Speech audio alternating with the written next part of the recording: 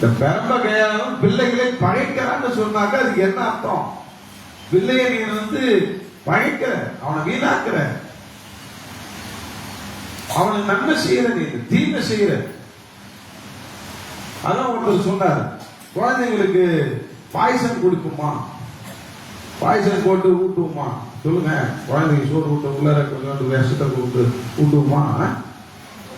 ஊட்ட மாட்டோம். ஐயோ விஷம், ஒரு துளியா இருந்தாலும் விஷம், ஊட்ட மாட்டோம். ரொம்ப ஜாக்கிரதையா இருப்போம். பிள்ளைங்க வளர்ச்சியில அவ்வளவு கண்ணு கருத்துமா இருக்கணும் பேரண்ட். உண்மைதான், நல்லதுதான். ஆனா விஷத்தை கொடுக்கறத பத்தி, விஷமோ விஷத்தை கொடுக்குற போன், செல்போனு ஒரு அறிக்கை. நீ விஷத்தை கொடுக்கல, விஷத்தை பல மடங்கு விஷத்தை கொடுக்குற, வீரியம் நிறைந்த விஷத்தை கொடுக்குற செல்போனு. அதுக்கு சாப்பாட்டுல விஷமே கலந்து கொடுத்துடலாம் பிள்ளைக்கு அப்படின்னு. ஏன்னா விஷம் உடலை தான், ஆரோக்கியத்தை தான் பாதிக்கும். செல்போன் மனசை பாதிக்குது, மூளையை பாதிக்குது. மனநிலையை தான் ஒரு மனுஷனுக்கு அழகுங்க. மனநிலை சரியில்லைன்னா ஒரு மனுஷன் திட்டகாத்தமா இருந்தாலும் அவன் வேஸ்ட் தானே. ஹலோ, நல்லா ஆள் வாங்க சாட்டமா இருக்கிறான், பைத்தியக்கார மாதிரி இருந்தான்னு வச்சுக்கோ, நீ என்ன சொல்லுவ? புள்ள பாவம், ஆளு திட்டகாத்திரமா இருக்கிறான், மூளை சரியில்லை. மனநிலை சரியா இருந்தா நீ என்ன வேணாலும் செய்யலாம். நீ ஆள் குள்ளமா இருந்தாலும் நீ சாதனை படைக்கலாம். நீ கை கால் இல்லாத சாதனை படைக்கலாம். நீங்க எத்தனை பேர் கை கால் இல்லாத பிள்ளைகள், குருடனாய் பிறந்த, ஊமையாய் பிறந்த அல்லது அங்கீகாரமாய் பிறந்த பிள்ளைகள் இன்னைக்கு சாதனை படித்துக் கொண்டிருக்கிறார்கள். ஏன்? அவங்க மனநிலையில ஸ்ட்ராங்கா இருக்கிறாங்க.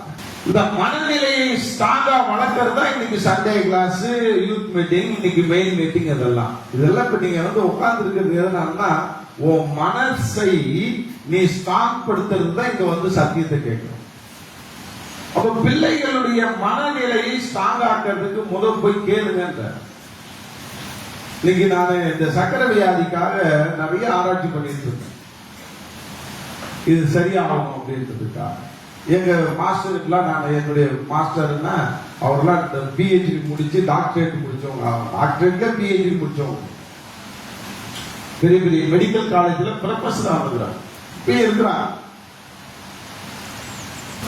அவங்க அந்த மாதிரி மெடிக்கல் காலேஜ் ப்ரொஃபஸர் நான் கேள்வி மேல கேள்வி கேட்டிருக்கிறேன். நான் படிக்கும் போது, நான் மருத்துவம் படிச்சதுனால, டிப்ளமா இன் பார்மசி படிச்சதுனால நான் அவங்களை கேள்வி கேட்டிருக்கிறேன்.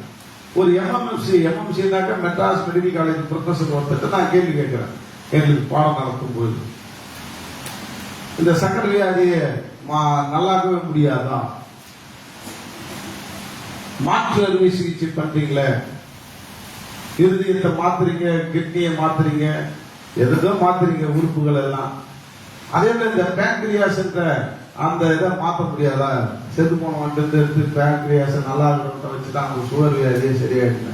பேங்க்ரியாஸுக்கு பேர் தானே சுகர் வியாதின்னு கொஞ்சம் அறிவாளித்தனமா கேட்டுட்டு எனக்கே கொஞ்சம் ப்ரௌடா இருந்தது. ஆனா அவரும் பாராட்டினார், பரவாயில்ல, நல்ல கேள்வி, 50 பேர் சும்மா வாங்கிப்போது நீ யாரும் பேசிக்கிறீங்க, பரவாயில்ல இருந்தலாம் அப்படின்னு சொல்லிட்டு பாராட்டிட்டு சொன்னார், மாற்ற முடியாது.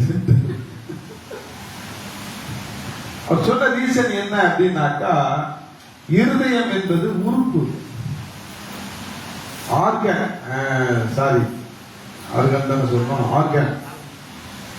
கிட்னி என்பது ஒரு ஆர்கன், அதெல்லாம் மாத்திடலாம். கிட்னி மாத்தலாம், அதெல்லாம் இயங்கும். ஆனா பேன்கிரியாஸ் என்பது ஆர்கன் கிடையாது, அது ஒரு சுரப்பி. ஆங்கிலத்தில் சுரப்பிக்கு கிளான்ஸ் அப்படின்னா, சுரப்பிக்கும் ஆங்கிலத்தில் கிளான்ஸ், உறுப்புக்கு ஆங்கிலத்தில் ஆர்கன். உறுப்பை மாத்தலாம், ஆனா சுரப்பியை மாற்ற முடியாது. சுரப்பியை எடுத்து என்னடா வச்சேன்னா அது சுரக்காது. அது கடவுளுடைய படைப்பு, அந்த மாதிரி சுரப்பிக்கு. அப்ப மனிதனுக்குள்ளாக சுரப்பி மண்டலம் நாங்க ஆர்கான்ஸை பத்தி படிச்சிருக்கிறோம். ஒரு 5 விதமான சுரப்பி இந்த இடத்துல தாய்ராய்டு சுரப்பின்னு இருக்குது, அது மாதிரி பிட்ரூட்டி சுரப்பி, அது மாதிரி சுரப்பிகள் மனிதனுக்குள்ள வைத்திருக்கிறார். அதுதான் ஒரு சுரப்பி. அது எது? பேன்கிரியாஸ் என்ற ஒரு சுரப்பி. அந்த சுரப்பியை எடுத்து மாற்ற முடியாது, மாத்தனா அது சுரக்காது. அது இயற்கையாவே கடவுளுடைய படைப்புல சுரக்கணும் அப்படின்னு சொல்லி அன்னைக்கு கேள்விக்கு பதில முடிச்சிட்டார். எனக்கு அது மனசு ஆடல. நிச்சயமா இதுக்கு ஒரு வழி ஆண்டு வைத்திருப்பாங்க. அது என்னன்னு தெரியல. இப்ப இவங்களுக்கு ப்ரொஃபஸருக்கு தெரியல, ஆனா வழி இருக்குது. அது மட்டும் எனக்கு தெரியுது. அது என்னன்னு எனக்கும் தெரியல. நானும் தேடிக்கிட்டே இருக்கிறேன். எத்தனை வருஷமா? 25 வருஷம் 30 வருஷம் படிச்சு ஆகுது. ஒரு நாள் ஒரு சாதாரண ஒரு மனுஷன் பிஇ முடிச்சவங்க, எம்பிபிஎஸ் அல்லது அனடாமிக் பிசியாலஜியே தெரியாது அந்த காலத்துக்கு. நானாவது அனடாமிக் பிசியாலஜி படிச்சவன். டாக்டர்கள் என்னை விட அதிகமா படிச்சோம் அனடாமிக் பிசியாலஜி. அனடாமிக் பிசியாலஜின்னா என்னன்னாக்கா உடல் கூறுவியல், நம்ம உடம்பை பத்தி படிக்கிறது தான். உள்ளுறுப்புகளை பற்றி வெளி உறுப்புகளை பற்றி அனடாமி பிசியாலஜின்னு சொல்லி 2 புத்தகம், பெரிய புத்தகம் இருக்கு. பார்த்தாலே தலையை சுத்தம், அவ்வளவு பெரிய புத்தகம். ஆனா அது இன்ட்ரெஸ்டிங்கா இருக்கும். எனக்கு ரொம்ப இன்ட்ரெஸ்டிங். அனடாமி பிசியாலஜி படிக்கிறது ரொம்ப இன்ட்ரெஸ்டிங். ஆனா நான் அன்றைக்கு பார்த்த அந்த மனுஷன் அனடாமி பிசியாலஜி படிக்கல, மெக்கானிக்கல் இன்ஜினியரிங். இருந்தாலும் தன்னுடைய அனுபவத்துல ஒரு காரியத்தை சொல்றான். சக்கரை வியாதிக்கு ஒரு காரியத்தை சொல்றான். என்ன காரியம்னா, நம்ம உடல் முழுவதும் செல்களால் ஆன தொகுப்பு. 1 லட்சம் செல்லு பிறக்கும், 1 லட்சம் செல்லு சாகும். ஒரு நாளைக்கு பல லட்சம் செல்லு சாகுது, பல லட்சம் செல்லு நமக்குள்ள பிறக்குது. இதுதான் நடக்குது. இது கடவுளுடைய படைப்பு. நம்ம மனுஷனுடைய உச்சந்தலையில இருந்து உள்ளங்கால் வரைக்கும் செல்களான தொகுப்பு. அப்ப இந்த செல்களான தொகுப்பு, இந்த செத்து போன செல்கள் எல்லாம் யூரின் வழியா, மலத்து வழியா, சளி வழியா, வேறு வழியா வெளியேறுது. அப்படிதான் வச்சிருக்கிறார் கடவுள். அந்த செத்து போன செல்கள் வெளியேறுவதற்கு அறிவு இல்லாம எங்கெங்கெல்லாம் தங்குதோ அங்கதான் கேன்சர் உருவாகுது. அழகா சொல்லி தந்தார். நான் மெடிக்கல் காலேஜில் படிக்காத அந்த சொல்லிட்டு இருக்கான், டிவியில பார்த்துட்டு இருக்கேன். அப்ப உண்மைதான். அப்ப செல்களுக்கு அறிவு உண்டு. அறிவு கெட்டாதான் அது கேன்சராக மாறுகிறது. அது எங்கெங்கெல்லாம் தங்குதோ அந்த செல்லு, செத்து போன செல்லு, அங்க அது வெளியேற முடியாததுனால அது கேன்சராக மாறுகிறது. ஆனா இந்த செல்களை புதுப்பிக்கக்கூடிய ஆற்றல் நம்முடைய உடம்புல கடவுள் வைத்திருக்கிறார். உண்மையிலே பல ஃபேக்டரி இருக்குதாங்க. மருந்து தானா தயார் பண்ணுமா? எந்த வியாதி வந்தாலும் மருந்து தானா உடனே தயார் பண்ணுமா? அந்த அளவுக்கு மருந்து ஃபேக்டரியில வைத்திருக்கிறார் ஆண்டவர். அந்த அளவுக்கு அந்த நரம்புகள், திசுக்கள், செல்கள் எல்லாம் வேலை செய்யும் அப்படின்னு சொல்லி அந்த சொல்லிட்டு இன்னைக்கு ஹார்ட்லயே ஓட்டர் இருந்தாலும் சரிதான். இந்த வளர்ச்சிதை மாற்றத்தின் மூலமாக புது ஹார்ட் உனக்கு உருவாகும், புது கிட்னி உருவாகும். அதனால இதை கொஞ்சம் நான் மருத்துவத்தை அப்படியே ஆன்மீகத்தோடு நான் ஒப்பிட்டு பார்த்தேன். அப்ப ஆண்டவர் சொன்ன ஒரு வார்த்தை எனக்கு ஞாபகம் வருது. சுதந்திரிக்கப்படாத ஆசீர்வாதங்கள்னு பரலோகத்துல நிறைய இருக்குதான். அது எதுன்னா மனுஷனுடைய பார்ட்ஸ் ஆஃப் த பாடி, உடல் உறுப்புகள் ரேக் ரேக்கா அடுக்கி இருக்குது பரலோகத்துல. கை, கண்ணு, காது, கிட்னி, கண்ணு, மூக்கு, இருதயம், லங்ஸ், சுரப்பி, என்னென்ன இருக்குதோ மனுஷனுக்குள்ள இருக்கிற உறுப்புகள் எல்லாம் அங்க குடோன்ல தேங்கி கிடக்கலாம். ஒரு பையனுக்கு சொல்ற, அவன் ஓடி ஐயோ இது என்ன இப்படி உறுப்புகளா இருக்குது, மனுஷனுடைய உறுப்புகள்லாம் அறுத்து வச்ச மாதிரி இருக்குது ஆண்டவரே, எனக்கு பயமா இருக்குது இந்த குடோனை பார்க்கறதுக்கு. அவர் சொன்னாராம், சுதந்திரிக்கப்படாத ஆசீர்வாதங்கள். என்னவா அப்படின்னு என்ன அர்த்தம்? அதை சுதந்திரித்து சொல்றதுக்கு நமக்கு விசுவாசம் இல்லை, நமக்குள்ள எண்ணம் இல்லை. நீ நினைச்சா சுதந்திரித்துக் கொள்ளலாம். அதுதான் இந்த சொல்றது. அது நான் கோன்செப்ட் பண்றேன். பாருங்க, அவர் ஒரு வார்த்தை சொன்னார். நீ சந்தோஷமா இருந்தா ஒரு நிமிஷம், ஒரு டைம், அது என்னது? ஒரு நிமிஷம் எத்தனை செகண்ட்? 60 செகண்ட். 60 செகண்ட் நீ மகிழ்ச்சியா சந்தோஷமா வாய் விட்டு சிரிக்கிறேன்னு வச்சுக்க, ஒரு நிமிஷத்துல நீ சிரிச்சுக்கிட்டே இருக்கிற அப்படின்னாக்கா கிட்டத்தட்ட 2000 செல்லு புதுசா பிறக்கலாம். எத்தனை செல்லு? ஒரு தோராயமான கணக்கு சொல்றேன். 2000 செல்லு பிறக்குது, புதுசா பிறக்குது. நீ சிரிக்க சிரிக்க செல்கள் உற்பத்தி ஆகிட்டே இருக்கு. அதே ஒரு நிமிஷம் நீ கோபப்படும் பொழுது, நீ கவலைப்படும் பொழுது, நீ சோர்ந்து இருக்கும் பொழுது 4000 செல்லு சாகும். எது நல்லதுங்க? கோபப்படுறது, கவலைப்படுறது நல்லதா, சிரிக்கிறது நல்லதா? இன்னைக்கு அதனால அந்த காலத்துல இதெல்லாம் வச்சு, இதெல்லாம் தெரியாம, இதெல்லாம் மருத்துவம் இப்ப கண்டுபிடிச்சு சொல்லுது. அந்த காலத்துல மருத்துவர்களே இல்லாம அனுபவ அறிவுல சொல்லிட்டு போனாங்க வயசானவங்க. என்ன தெரியுமா? வாய் விட்டு சிரிச்சா எதனால போவோம்? 2000 செல்லு பிறக்கிறதுனால உனக்கு ஆரோக்கியம் வருது, புதுசா செல்கள் உருவாவதுனால உறுப்புகள் உருவாவது, பல மாற்றங்கள் வருகிறது. அப்ப நீ நானும் என்ன செய்யறோம்? எதை கற்றுக்கொள்கிறோம்? கோபப்படுறதுக்கும் கவலைப்படுறதுக்கு தான் கற்றுக்கொண்டோம். ஏன்னா இது பிசாசுடைய தந்திரம். ஏன்னா நான் மெடிசனையும் ஆன்மீகத்தையும் ஒன்னா நான் கலக்கிறேன்னா நீ நானும் அறிவு கற்றுக்கொள்ளணும் தான். ஆண்டவர் எப்பொழுதும் சந்தோஷமா இருக்குன்னு சொல்றாரா இல்லையா? மறுபடியும் சொல்ற, எப்பொழுதும் சந்தோஷமா இருங்க. சந்தோஷமா இருந்தா உனக்கு நல்லது என்றார். நீதிமொழிகள் 17:22 படிங்க.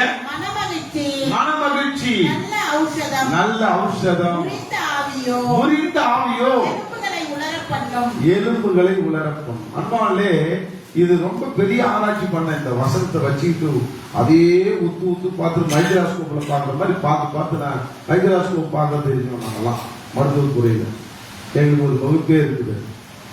எல்லாரை விட நான் ரொம்ப வீக்கா அடிப்பேன். அது எப்படிதான் எனக்கு தெரியாது. எல்லாம் போட்டு தலையில் இருப்பாங்க மைக்ரோஸ்கோப்ல. நான் சக்கரை வச்சுட்டு ஒரே செகண்ட்ல நான் அதை கொண்டு வந்து நிறுத்துவேன். ஒரே நிமிஷம் தான். அதுல அனுபவத்தை எனக்கு கொடுத்திருக்கிறாரு. அந்த மைக்ரோஸ்கோப்ல வச்சு பாக்குற மாதிரி இந்த வார்த்தை ஏன் மனமகிழ்ச்சி, நல்ல மனமகிழ்ச்சி அப்படின்னா என்ன அர்த்தம்னா சந்தோஷப்படுகிறது. சொல்லுங்க. இந்த பைபிள்ல இருக்கிற தமிழ் வார்த்தைய நீங்க தயவு செய்து இப்ப நடைமுறையில என்ன தமிழ் வார்த்தை பேசணுமோ அதுக்கு டிரான்ஸ்லேட் பண்ண கத்துங்க. அப்ப புரியும் பைபிள். நீங்க அதுல இருக்கிற மாதிரியே படிச்சீங்கன்னா உங்களுக்கு புரியாது. இன்னைக்கு நிறைய கஷ்டத்தின் ஒரு பெரிய பெரிய பாசுகள் எல்லாம் கேட்டுக்கிறேன். இந்த மனமகிழ்ச்சி நல்ல ஔஷதத்துக்கு அர்த்தம் சொல்லியாங்கன்னா யாருக்கும் தெரியல. ஒரு சிலர் தான். ஒரு 100 பேரை கேட்டா 2 பேர் பதில் சொல்றான். 98 பேர் கையில தான் ஆவான். பைபிளை காட்சி குடிச்சவன். அப்படி என்ன அர்த்தம்னா தெரியல. அந்த வேர்டுக்கு அர்த்தம் தெரியல. தமிழ்ல தான் இருக்குது. அது எந்த காலத்துல? ஐதேலி காலத்துல எழுதின தமிழ். அப்ப இருந்த தமிழ் மொழி, அப்ப இருந்த தமிழ் நடையில மொழிபெயர்த்துக்கிறாங்க. இப்ப இருக்கிற தமிழ் மொழியில அது மொழிபெயர்க்கல. அதனால தெரியல. ஔஷதம்னா தெரியல. ஔஷதம்னா எதோ சொல்றாங்க. மனமகிழ்ச்சி ஔஷதம் அப்படின்னா சந்தோஷமா இருப்பது மருந்து, நல்ல மருந்து. சொல்லுங்க. ஔஷதம் என்றால் மருந்து, மெடிசன். ஆங்கிலத்திலே மெடிசன் சொல்லுவாங்க. அது தூய தமிழ்ல, அந்த காலத்து தமிழ்ல ஔஷதம்னு சொன்னாங்க. அது ஒரு சமஸ்கிருத வேர்டு. இந்த மொழியாக்கம் பண்ணா ஒரு சமஸ்கிருதத்தை படிச்சவன். அந்த காலத்துல சமஸ்கிருதம் நிறைய தமிழ்ல தாண்டவம் ஆடிச்சு. அதுதான் தலைவிரித்து ஆடிச்சு சமஸ்கிருதம். அதனால அவன் சமஸ்கிருதத்துல அவன் ஔஷதம்னு போட்டு வச்சுக்கிறான். ஔஷதம்னா என்ன? மருந்து, குட் மெடிசன். அப்ப நீ சந்தோஷமா இருந்தா நல்ல மருந்தாக வேலை செய்யுதுன்னு சொல்றாங்க. அங்க வார்த்தை, ஆண்டுடைய வார்த்தை தான் சொல்லுது. முறிந்த ஆவியோ அப்படின்னு என்ன அர்த்தம்? அதுக்கு அர்த்தம் தெரியல நமக்கு. அது இங்கிலீஷ்ல சொன்னாதான் உனக்கு அர்த்தம் தெரியல. ஏன்னா இப்ப நடைமுறையில நம்ம இங்கிலீஷும் தமிழும் கலந்து தங்கிலீஷில் தான் பேசிட்டு இருக்கோம்.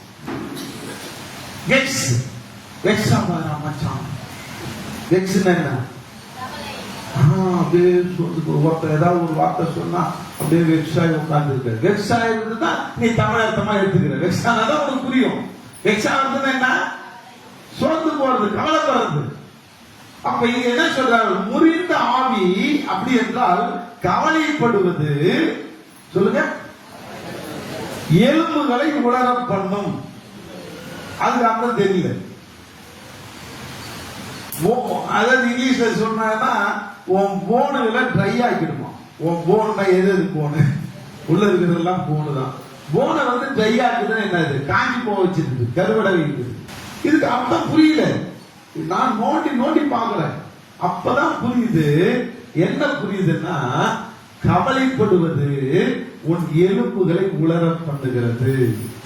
மனமகிழ்ச்சி, சந்தோஷமா இருக்கிறது உனக்கு நல்ல மருந்தாக கிரியை செய்கிறது, வேலை செய்கிறது. இதுதான் இதுக்கு அர்த்தம்.